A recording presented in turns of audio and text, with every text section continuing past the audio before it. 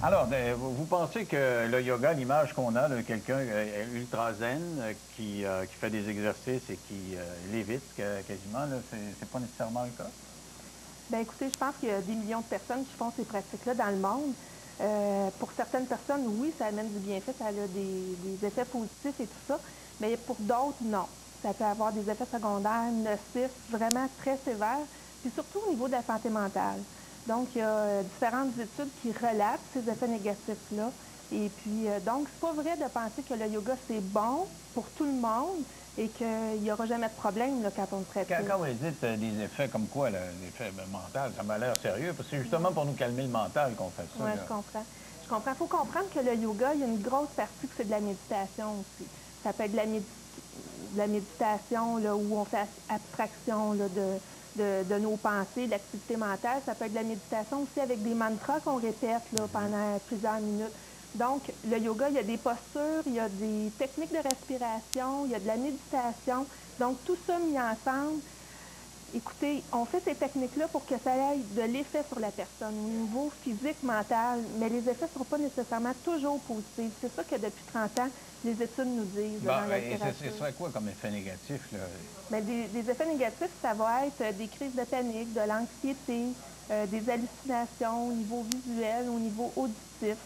Ça, c'est ce qui est recensé dans la littérature. Les chercheurs vont rapporter des cas, par exemple, qui ont dû être hospitalisés en raison de ces symptômes-là.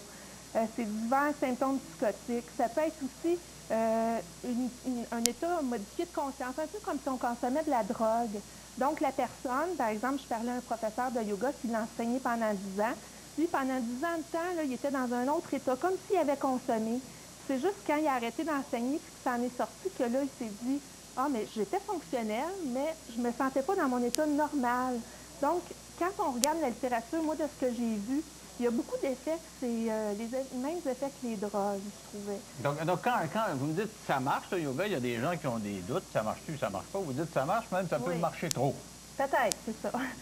C'est ça que ça fonctionne. Il y a des gens qui en reçoivent des bienfaits, sinon les gens ne feraient pas ces techniques-là, c'est évident. Mais quand c'est peut-être mal fait ou poussé à bout ou de façon trop intensive, ou il y a différents facteurs, je pense, qui peuvent amener ça, bien, les gens peuvent se retrouver avec des problèmes sévères qui peuvent être durer de quelques jours, même à quelques années, si les gens continuent à persévérer à faire ces techniques-là. Je trouve que des fois, les gens ne savent pas exactement identifier le problème. Donc, c'est un cercle vicieux. Ils ont des problèmes de santé, ils vont continuer, ils vont faire plus de méditation, plus de yoga. Puis à un moment donné, c'est un cercle vicieux, puis Vous devenez ils s'en dépendant, sortent comme pas. des drogués du yoga. Ben, ils appellent ça des God Intoxicated dans l'Inde. Euh, C'est une dépendance à Si vous êtes certaines intéressé à ça, est-ce que vous personnes. avez eu des problèmes, vous aussi? Oui, moi, en 2004, j'ai fait du yoga pendant 8 mois. Et puis, au bout de 8 mois, j'ai eu des effets secondaires. Et puis, pendant une semaine de temps, ça a été vraiment assez intense, là. Des flip, crises d'angoisse ou quoi, de la panique? de la panique, ben de la panique, de l'angoisse, des peurs, de l'insomnie. Puis, il ne faut pas oublier, peut-être qu'on en parlera, mais au niveau de la Kundalini, dans le yoga, ils ont un concept qui s'appelle la Kundalini.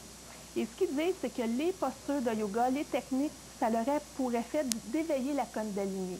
La Kundalini, c'est une énergie. Mais Là, c'est pas l'énergie sexuelle, ça, la Kundalini? oui, dans la littérature du yoga, ils vont l'appeler l'énergie sexuelle, l'énergie Donc, c'est divine. ceux qui ont de la misère, ceux qui s'angoissent, tu penses que vous avez des problèmes sexuels ou quoi? Non, moi, pas Parce du que ça tout. vient de l'énergie, ça vient de l'énergie Oui. sexuelle. Non, pas du tout dans mon cas, mais il y en a que, oui, ça peut créer des obsessions sexuelles, ça peut même créer différents troubles au niveau de la sexualité. J'ai lu des cas comme ça.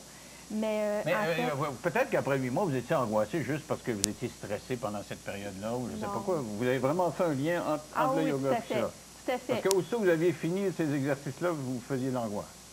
Non, c'est arrivé de façon soudaine, mais le professeur était là pour valider aussi que c'était dû à un éveil de Kundalini. Mais le mot Kundalini n'a pas été prononcé comme tel. Moi, c'est juste quand j'ai commencé à faire des recherches.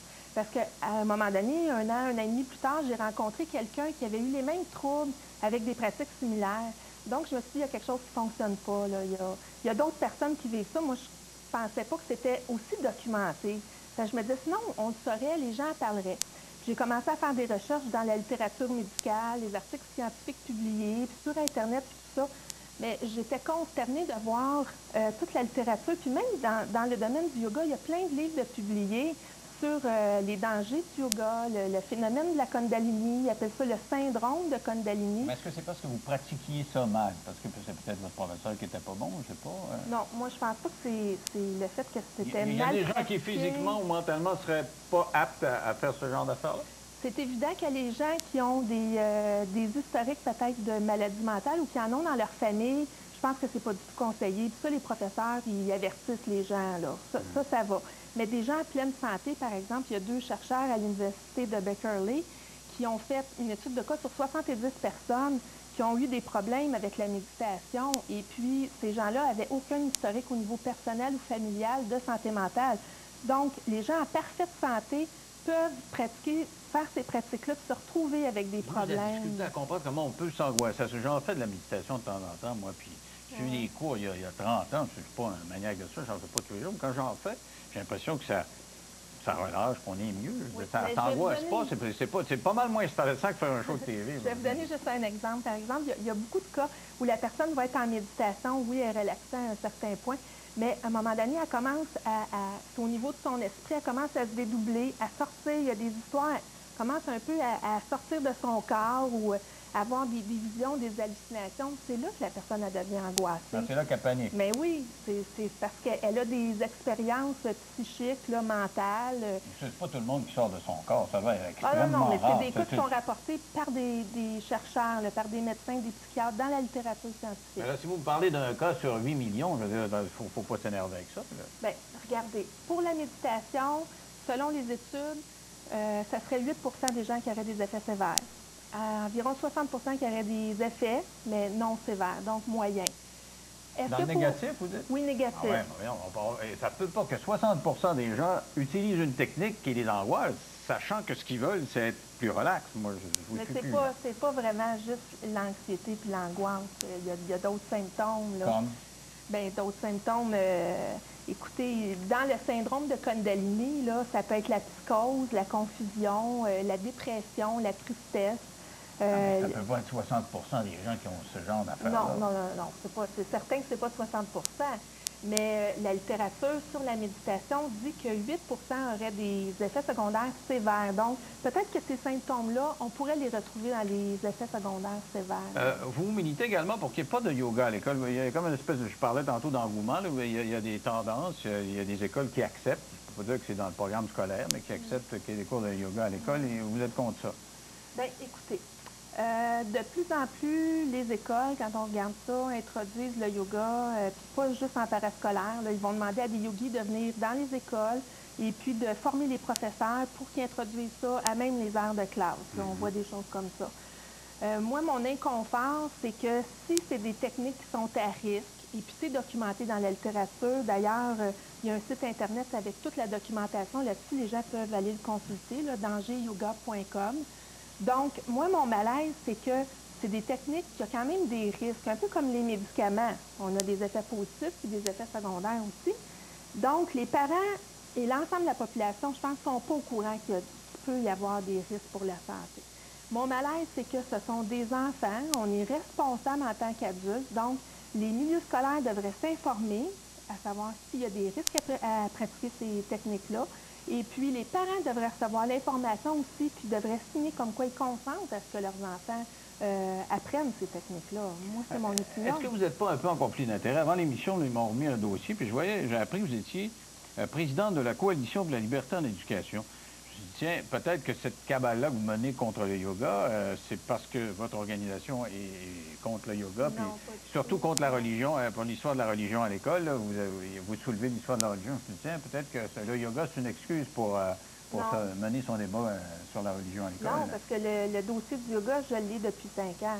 Donc, ça n'a pas de lien avec la coalition. Puis la coalition n'a pas fait d'action pour militer contre le yoga à l'école. Vous savez que j'ai un yogi qui va venir m'expliquer. Oui. Probablement qu'il va me dire que vous êtes dans le champ. Lui, c'est son gagne-pain, éventuellement. Oui. Quand vous faites des conférences, est-ce que vous sentez des réactions des gens qui sont contre ce que vous dites? Bien, écoutez, je commence à en faire des conférences. C'est évident que ça peut déranger d'amener ce sujet-là, mais c'est comme toute chose. Hein?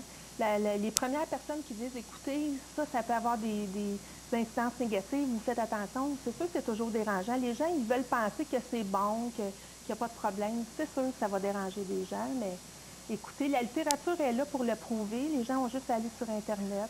Parce que c'est gros ce que vous me dites. Moi, j'ai de la difficulté à continuer. Comme vous disiez, les techniques de relaxation, là, c'est bien énervant, puis ça peut faire...